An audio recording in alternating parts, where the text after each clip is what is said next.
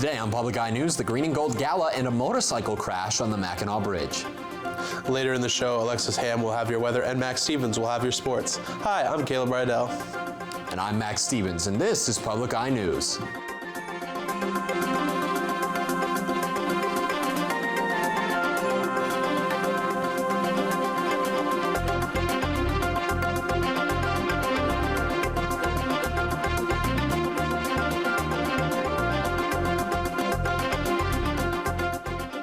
NMU's inaugural Green and Gold Gala proved a big success as the fundraising goal for the university's Flexible Aid Fund was quadrupled. The fund assists students who are facing unexpected expenses that threaten their ability to continue their education. Attendees learned how their contributions helped students at NMU, toured the newly renovated Northern Center, and were provided a multi-course meal. Through sponsorships, ticket sales, and private gifts from donors, $200,000 were raised for the Flexible Aid Fund. And Mark Sliss, the owner of 906 Vapor, a vape shop in Houghton, is filing a lawsuit against Governor Gretchen Whitmer's ban on flavored electronic cigarettes, contending the emergency rules are illegal and will force the closure of his store. Sliss filed the lawsuit in Houghton County Circuit Court on Wednesday and is the first of what could be several legal challenges to Whitmer's ban. Sliss claims in his suit that the emergency rules are invalid and arbitrary, largely in part because the sale of tobacco products is unaffected by this ban. Stores are supposed to begin complying with this flavored e-cigarette ban on October 2nd. Pharmacies across the state are providing free kits to help prevent opioid overdoses. Yesterday, the state of Michigan, for the second time this month, are providing free Narcan kits. And our Narcan blocks opiate receptors and gives the person's time to get to the emergency room at times of overdosing. The kits are usually $135 and are nasal sprays that have 2 doses because 1 dose is often not enough. And the medication was offered freely at the NMU Health Center and many other pharmacies across the state. The reception of the kits has been positive, and the free kits were all gone from the health center by 1 p.m. yesterday. And a motorcycle crash on the Mackinac Bridge Tuesday ended in a tragic death on Tuesday at 6:50 p.m. The 57-year-old Macomb resident Charles Kronowski lost control of his motorcycle and crashed while driving across the Mackinac Bridge. Kronowski was not wearing a helmet at the time, and investigators are not sure if drugs or alcohol has anything to do with the crash. He has been transported to Mackinac Straits Hospital in St. Ignace. With Iron Mountain's annual Oktoberfest fast approaching, resident Dan Pipp is getting ready to attempt a world record to kick off the festival. Pipp will be attempting the Guinness World Record for fastest half marathon in Lederhosen at the Run Iron Mountain Half Marathon that kicks off the festival on Saturday. To break the record, Pipp has to beat a time of 1 hour, 36 minutes, and 39 seconds. Pipp has stated that he's very excited to attempt the record, and although he previously had no idea such a record had existed, it sounds like a fun thing to try. Best of luck to you, Dan. And an AmeriCorps team is working to build a new storage warehouse for Marquette County Habitat for Humanity in Harvey. The original storage facility, located in Scandia, was a casualty of the heavy snow this past winter as the building's roof collapsed. Work began on the new warehouse last week and will provide a safe, climate-controlled storage and staging space for various Habitat for Humanity projects. The crew working to assemble this new warehouse is aiming to finish the project by the end of October. And don't touch that dial. When we come back, we'll have your national and international news. Hi, I'm Dr. Jennifer Delin, the host of Ask the Doctors. Please join me and many of my colleagues this season for Ask the Doctors.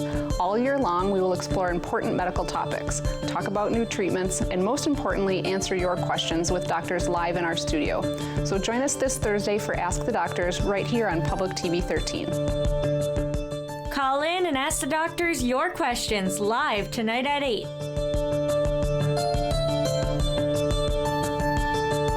Welcome back.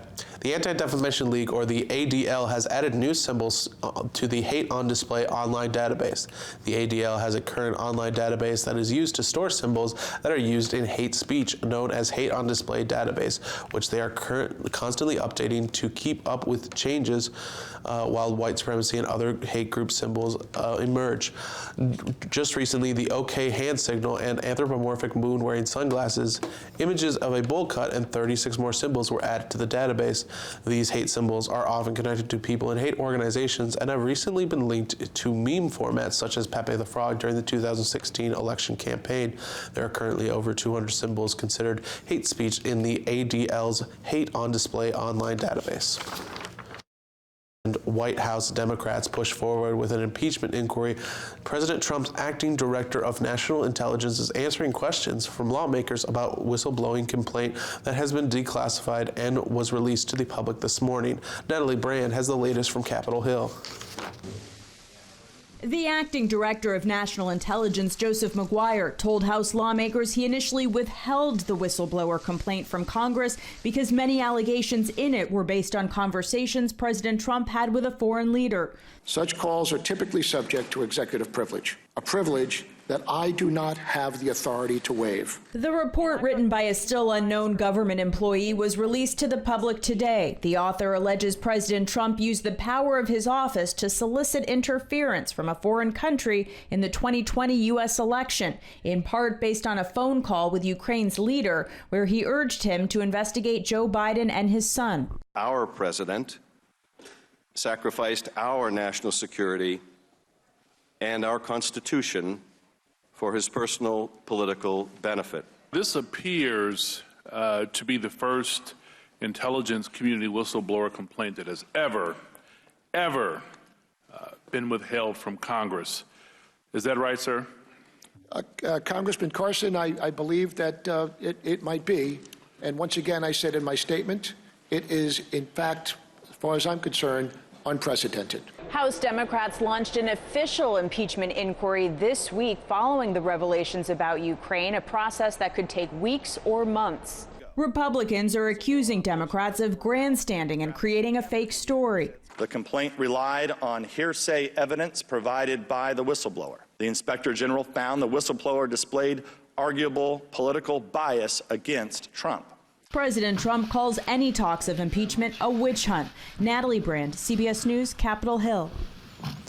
Marijuana vaping products have taken a big hit from consumer sales as public health experts still scramble to determine what's causing a mysterious and sometimes fatal lung disease among people who use e-cigarettes. The ailment has sickened at least 530 people, and 9 related deaths have been reported. Amid this health scare, the legal pot industry has reported revenue coming from vape products dropping 15% nationwide, with some states reporting drops in sales of more than 60%. California health officials issued an advisory urging people to stop vaping until a cause of this disease is determined, and the state of Massachusetts issued a 4-month ban on the sale of marijuana vape products amid the crisis. In response, marijuana companies are trying to boost the public's confidence by demanding ingredient lists from their vendors, and in some cases are pulling items from the shelves. And the Duke and Duchess of Sussex are now on their day 4 of their Africa tour.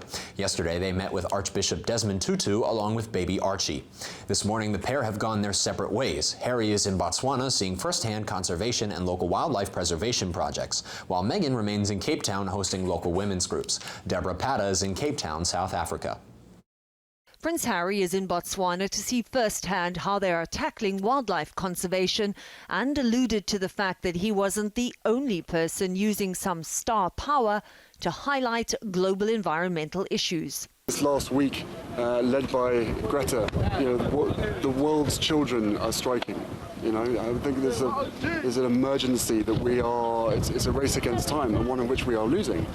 The Duke also joined school children planting trees in the Chobe Forest Reserve. Harry then met with a youth group who are part of his Sentabale project. Sentabale, which means forget-me-not, is one of Harry's deepest passions. Co-founded by him in 2006, it improves the lives of those living with HIV/AIDS and continues the legacy of Princess Diana's fight to destigmatize the virus. He spoke movingly about how Botswana helped him in the tough months after her death and the lifelong bond it created. I came here when I was 97, 98, straight after my mum died, so it was a nice place to get away from it all. But now I feel deeply connected to this place and to Africa. And after the break, we'll be back with your weather and sports. Stay tuned.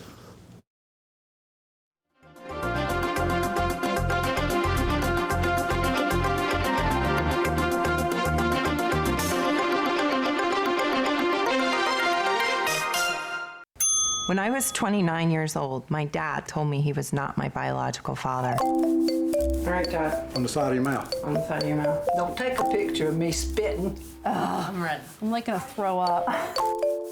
Sometimes I think about the boundaries of things. When does something start? And when does it stop? Hey, Sarah. I might be very close to the ballpark of your donor. Saturday night at 8 on WNMU TV. Welcome back to Public Eye News. I'm Alexis Ham, and I'll be showing you your weather today. As you can see from our roof cam, it looks pretty sunny out on campus today, but we've definitely been feeling those cooler temperatures coming in. As you can see, it's currently 57 degrees out with winds coming out of the west at 11 miles per hour and a barometric pressure of 29.81 inches and rising. Now looking for our temperatures tonight, you can see it'll be cloudy, a low of 54 degrees, and winds coming south-southwest at 15 miles per hour. Jumping to tomorrow, we'll see some rain, a high of 63, and winds coming out the southwest at 20 miles per hour. Taking a look at the weather across the UP, you can see in Sault Ste. Marie, we'll see 59 degrees and cloudy. In Manistee, it'll be 62. In Escanaba and down into Menominee, we'll see 60 degrees. Now moving over to the other part of this map here, we could see Iron Mountain, Ironwood, and Houghton will all see 58 degrees as their high. And finishing off in Marquette, we'll see a high of 57 degrees and cloudy. Now looking ahead through the weekend, we'll see on Saturday there'll be a high of 58 degrees and a low of 46 degrees and mostly sunny. On Sunday, a high of 59 degrees and a low of 53 degrees and rain. And on Monday, we'll see a high of 72, a low of 62, and thunderstorms. Now when talking about storms, we'll see maybe a storm brewing over Lambeau Field tonight with the game. Well, I'll tell you where I'll be tonight. That's glued to my couch watching that football game. Tonight's Thursday night football matchup has the Philadelphia Eagles visiting Lambeau Field and the undefeated Green Bay Packers. The Eagles are off to a rough start this season, losing back-to-back games against the Falcons and Lions in the past 2 weeks. The Eagles have been riddled with injuries that have shaken up their receiving core, as Alshon Jeffrey and Deshaun Jackson have both missed time already this season. Jeffrey will make his return to the Philadelphia lineup tonight, while Jackson is still out. The Packers will look to continue to build on the success they've had early this season, having earned wins over Chicago, Minnesota, and Denver. The Packers have been excellent defensively this season, and new head coach Matt LaFleur has had more success than any other rookie NFL head coach so far. Tonight's game kicks off at 8:20. And Los Angeles Chargers running back Melvin Gordon ended his contract holdout today, reporting to the team facility after 64 days in holdout. Gordon is seeking a contract extension that would put him among the league's top-paid running backs like Ezekiel Elliott, David Johnson, Todd Gurley, and Le'Veon Bell. The Chargers had previously offered Gordon a contract that would have doubled his salary to $10 million per season, but Gordon declined. Gordon fully expects 2019 to be his final season with the Chargers, according to ESPN's Josina Anderson. And with a 9-2 victory over the Cincinnati Reds last night, the Brewers have clinched a playoff spot. The Brewers have been absolutely on fire in the month of September, winning 6 in a row in 17 of their last 19, despite losing MVP contender Christian Yelich to a broken kneecap. The Brewers, now just a game back of Washington for the wild-card lead and a game and a half back of the NL Central lead, have done it again. Last season, they went 19-6 after September 1st to catch the division-leading Cubs, won a tiebreaker at Wrigley Field, then advanced all the way to the NLCS before falling to the Dodgers in 7. The Brewers will look to make some more noise in October this year, riding strong bullpen play and an unpredictable offense full of capable bats. Well, Caleb, I hear you've got an interesting story about a mailbox overflowing and, unfortunately for this woman, not with Hogwarts letters. No, unfortunately not, but the letters definitely were flying in, Max. Healthcare bills are getting ridiculous these days, especially when you were receiving 100 letters a day. A woman in Maine received more than 500 letters over 5 days from United Healthcare denying payments of $54 to $0. The woman thought it was originally a joke, as the bottom of the letters said, "Go paperless," but as more letters piled in, it decided to contact the company. Well, that's all the time we have today for Public Eye News. Thanks for tuning in, and we will see you tomorrow. The preceding program was produced in studios located in the Edgar L. Hardin Learning Resources Center by WNMU TV, Northern Michigan University Public Television.